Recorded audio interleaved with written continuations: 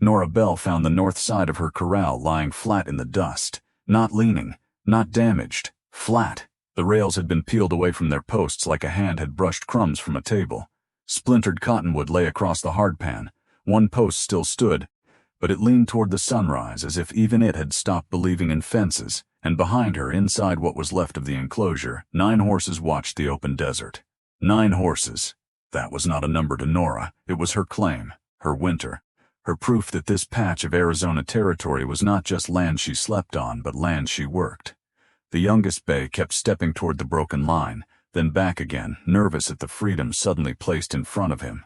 But the blue roan mare, Juniper, stood still near the water trough with her head lifted and her ears forward. If Juniper stayed calm, the rest would stay close. Nora had learned that in her first year at Cinderwash. And everything important out there had been learned the hard way. The Salt Ridge Band had come through 2 nights before. Nobody in the valley had seen them arrive. They moved like weather. First a sound under the ground, then a black rush of muscle and dust, then ruin after sunrise. They had taken down 3 miles of pasture fence along the old wagon road, scattered a sheep pen north of town, and struck Nora's place hard enough to open the whole desert in front of her horses. She had tied rope across the breach in the dark. She had braced rails with broken wagon boards. She had hammered dead mesquite into cracks and called it a repair because she needed a word that let her keep working. But rope was not a fence, and broken boards did not make a homestead look worked. 6 days from that morning, a clerk from the land office was due to ride out from Tucson and record whether her claim was improved, stocked, and contained. Contained, that word sat in her mouth like grit. No contained stock meant no working operation. No working operation meant the claim could be challenged, and if the claim could be challenged, every water bucket she had carried, every trench she had cut, every fever night she had survived alone in that cabin could be turned into nothing but a story somebody else told after taking the land. Nora looked at the broken fence. Then she looked past it, out beyond the yard where the desert lifted in waves of stone, thorn, and gray-green brush. Dead timber had failed, so she went looking for something that was still alive. Inside the cabin, above the washstand, she kept a rolled strip of oilcloth tied with bootlace. It had come from a trunk she bought for 50 cents after an old freighter died in town. Most of what was inside had been worthless. 3 bent spoons, a cracked shaving mirror, and a packet of letters too water-stained to read. But one sheet inside the oilcloth was different. It was a border map drawn in a tight brown hand.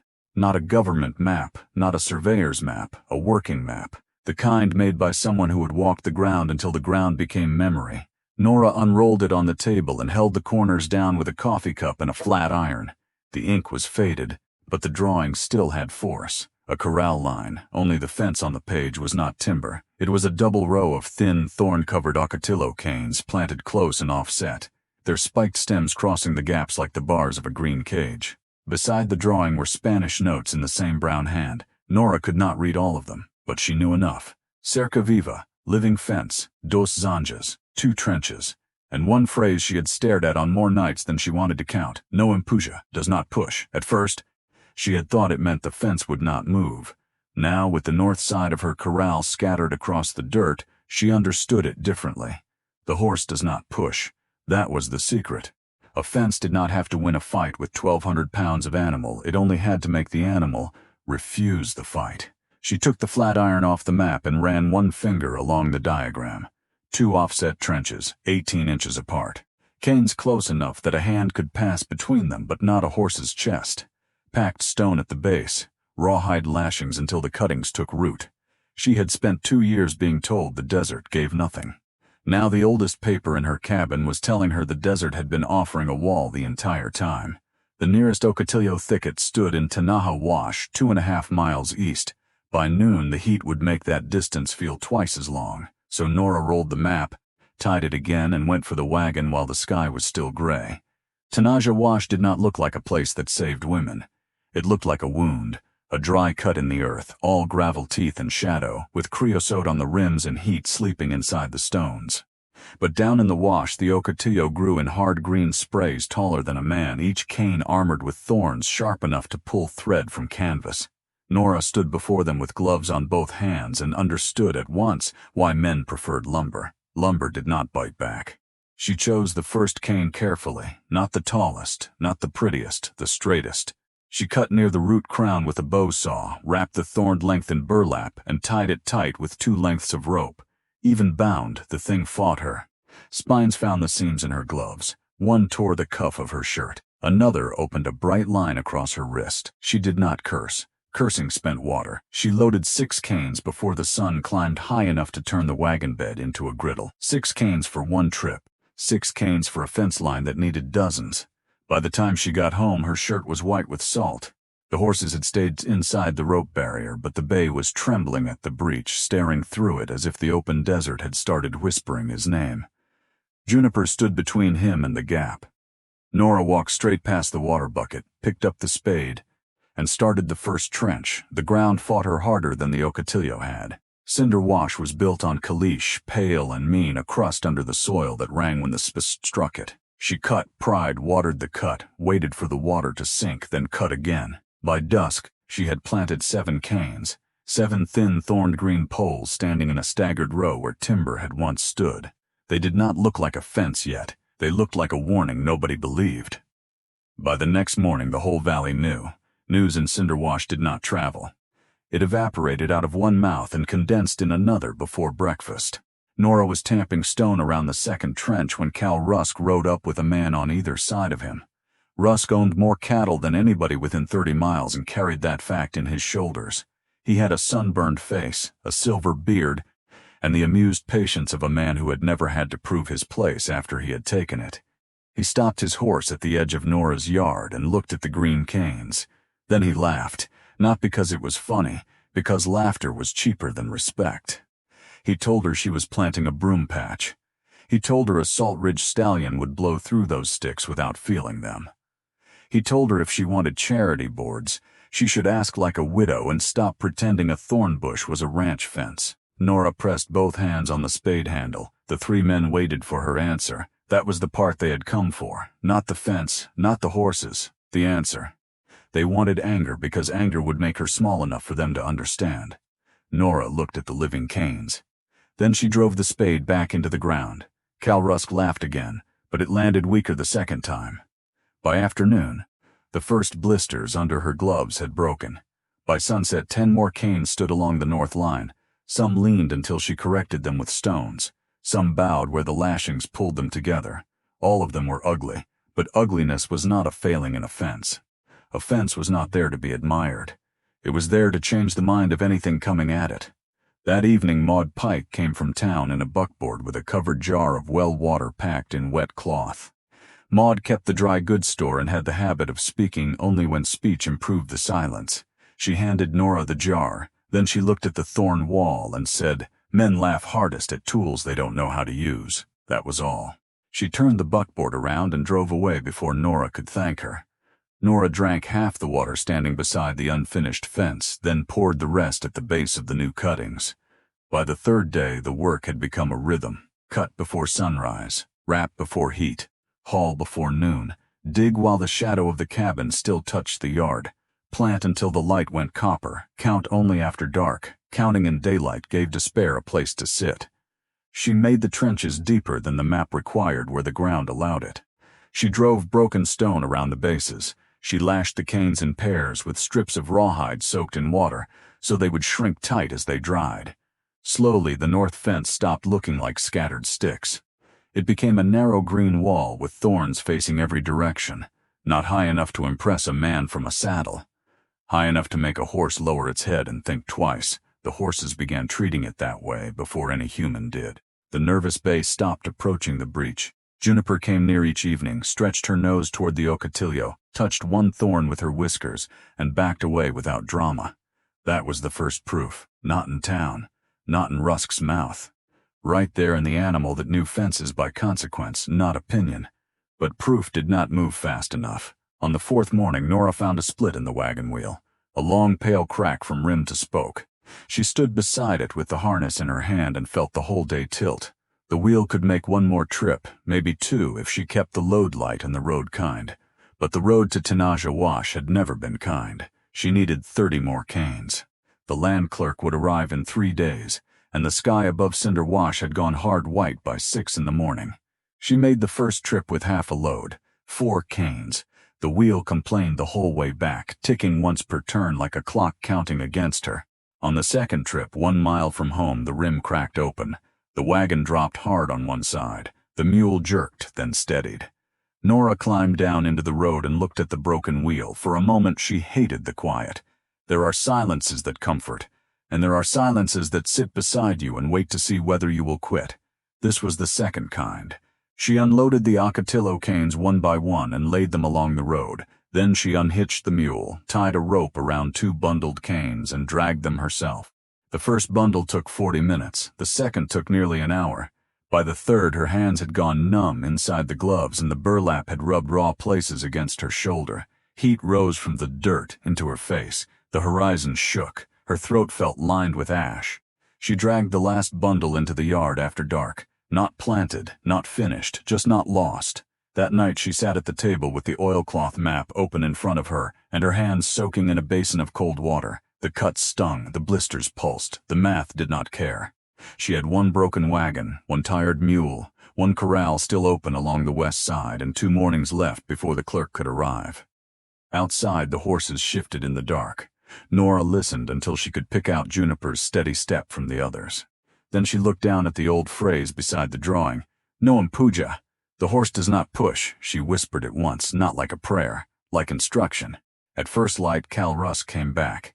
This time he did not bring his men. Nora saw him from the trench line, riding slow along the road, his hat low, his eyes on the green wall instead of her. He stopped nearer than before. The north line was nearly complete now.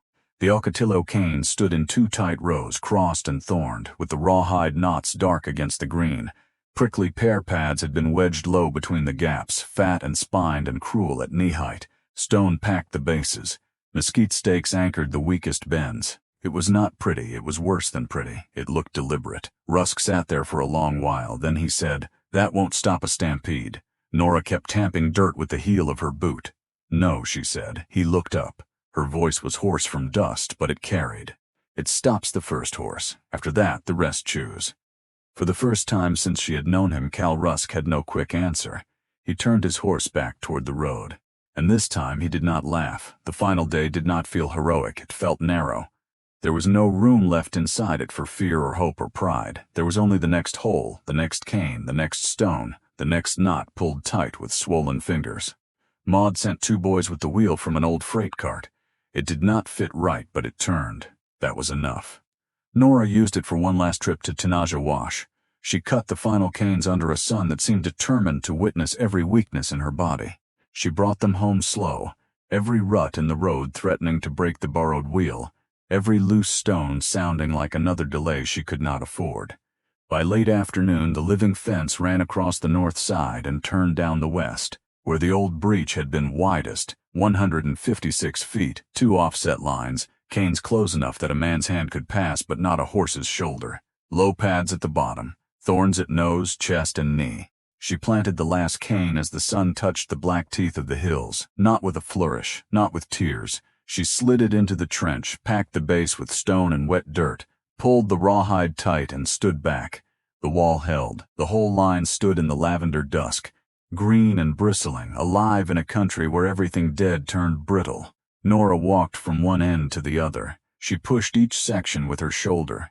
Nothing gave enough to matter. Juniper came to the inside of the new wall and stood beside her, calm as church bells, her blue-gray coat turning silver in the fading light. Nora put one hand against the mare's neck. The land office clerk could come at breakfast. He could come at noon. He could bring every rule written in black ink. Tonight the horses were contained. Tonight, the desert had a wall. The Salt Ridge Band came before dawn. Nora woke before the sound reached her ears. The floor had begun to tremble. Not shake, tremble. A low vibration moving through the cabin boards, rising through the bed frame, through her ribs, through the old tired places in her hands. Then the sound arrived. Hooves, dozens of them, rolling over the valley floor like a storm made of bone. She pulled on her boots in the dark and stepped into the doorway. The eastern sky was barely gray. The yard was a black shape. The living fence was a darker line against it. And beyond the north wash, the Salt Ridge Band came running. They were beautiful in the way dangerous things are beautiful from a distance. Manes whipping, dust lifting. bodies crowding together in a single moving force. They had already hit somebody else's fence. Nora heard the crack of timber from the west, then a shout carried thin by the morning air. Rusk's place. Another splintering crash followed, then loose domestic horses screamed in the dark. The wild band turned south, straight toward Nora's corral. She did not move into their path. She did not wave her arms. She did not yell. A woman did not argue with a flood. She watched the lead stallion lower his head and drive toward the north line, expecting the world to break the way it always had. At 20 yards he was still running. At 10 he gathered himself. At 5 he saw the wall. Not the way a man saw it. A man saw a strange fence. A horse saw points at nose height, points at chest height, points low where legs would meet them. No clean gap, no soft wood, no place to lean. The stallion stopped so hard his back legs slid under him. The horses behind him slammed sideways, shouldered together, snorted, wheeled and folded back on the front of the herd. For 3 heartbeats the whole band churned in a dark knot against the dawn. Then the stallion stepped forward again. Slowly this time. He stretched his muzzle toward the Ocotillo. A thorn touched him before he touched it. He jerked back, shook his head, and blew hard through his nose. The horse did not push. The band moved along the fence, searching for the place where a fence became an invitation. They did not find it. They paced the north line. They swung to the west. The wall held its shape. The canes stood close and mean and alive, braced by stone and rawhide and the stubborn arithmetic of a woman with no better option. The Salt Ridge band peeled away at last, flowing east around Nora's claim, taking their thunder with them, and inside the living corral, 9 horses stood whole. The nervous bay was sweating, but he had not bolted. The old sorrel had pressed close to Juniper. Juniper stood with her head high, watching the wild horses disappear into the pale light. Then she lowered her nose to the dirt and began to graze. By sunrise, riders came. First Maud Pike in her buckboard, then 2 men from the sheep pens, then Cal Rusk riding a lathered chestnut with dust streaked across his beard. He stopped at Nora's gate and looked at the wall. Not at the broken timber scattered near his own place. Not at the open country where several of his horses had vanished. At the wall, the living fence had scratches on a few pads. One rawhide tie had shifted. That was all. Rusk took off his hat. He did not make a speech. Men like him used speeches when they wanted to own the room. That morning the room belonged to the woman with torn gloves and a thorn wall standing between her horses and the desert. He said he was missing 12 head. Nora opened the gate. "The wash turns them east," she said. "If they went that way, they'll slow where the sand deepens." Rusk looked at her, then at Juniper, then back at the fence. "You know that country?" Nora reached for her bridle. "I know my country. They found the first 4 horses before the sun cleared the ridge. They found 3 more near the mesquite flats. By noon the count was almost whole. The land clerk arrived while Nora was still dusty from the search. He wore a black coat too warm for the day and carried a ledger under one arm. He stopped at the corral, looked at the thorned green wall, and asked what she called it. Nora wiped dust from her mouth with the back of her sleeve. "A fence," she said. The clerk looked at the 2 offset rows, the packed stone, the horses contained inside, the water trough full, the feed stacked under shade, the woman standing beside all of it as if she had been driven into the ground as deep as any post. Then he wrote in his ledger, improved. Stock contained, claim active. Cal Rusk read the words over the clerk's shoulder and said nothing. That was better than an apology. An apology would have belonged to one man. The silence belonged to the whole valley. By evening, people were already talking about building thorn lines of their own. They asked how deep the trenches needed to be, how close the canes should stand, whether prickly pear worked better low or high, whether Ocotillo would take root before winter. Nora answered what she knew, not because they had earned it, because the desert was hard enough without people making it harder for pride. When the last rider left, she walked the living fence alone. The sun had gone red behind the hills. The Ocotillo canes threw thin shadows over the hard ground. Some of them would root, some would fail. She would replace the failures. She understood that now. A living fence was not a single day of victory. It was a bargain with time. She stopped beside Juniper, who had come to the wall as she did every evening. The mare touched Nora's shoulder with her nose, warm and quiet.